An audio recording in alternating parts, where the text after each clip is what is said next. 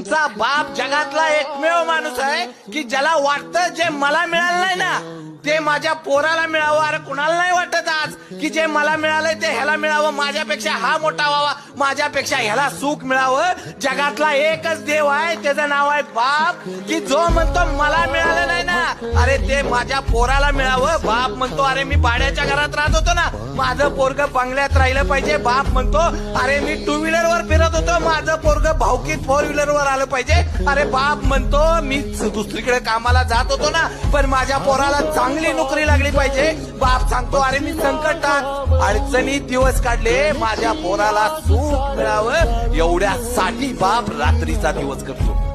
बाप नावाचा देव असा आहे मला माहित नाही, कुठं गेल्यानंतर देव भेटतो पण एकदा घरात गेल्यानंतर बाप नावाचा देव आहे ना त्याला एकदा कडकडून मिठी मारा.